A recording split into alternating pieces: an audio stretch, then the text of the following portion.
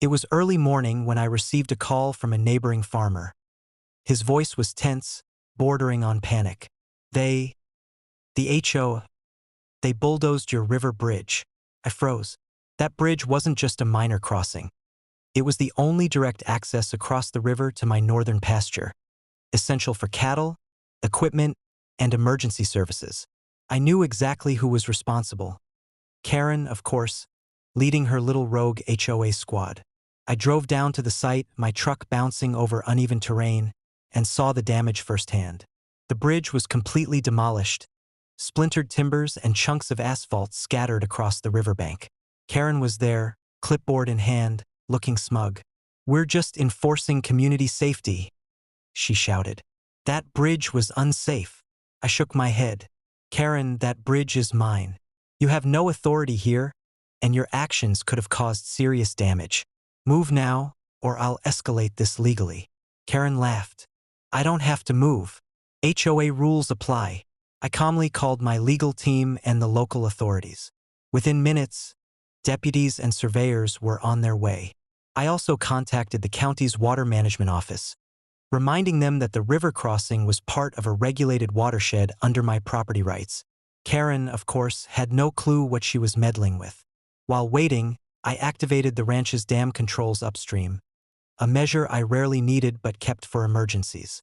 The floodgates opened slightly, increasing water flow into the river. The current rose gradually, flowing toward the HOA's Lakeside properties downstream. Karen's smug grin vanished as she noticed the water level creeping higher. What are you doing?" she stammered.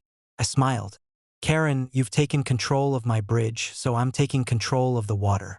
Don't worry, it's entirely legal and safe, just enough to teach a lesson."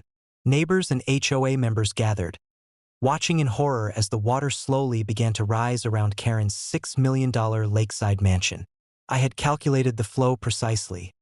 Her home and property would experience harmless but intimidating flooding on the lawn and driveway, enough to make a point without causing structural damage. Karen ran around frantically, waving her arms, calling 911, and demanding immediate intervention. The deputies, arriving just then, were fully briefed and ready. They confirmed that her unauthorized bulldozing of my bridge was illegal and that my water control measures were fully within my legal rights. Karen's protestations fell on deaf ears. "Ma'am," one deputy said firmly, "your actions are trespassing and destruction of private property. Any further interference will result in arrest." Karen's face turned pale.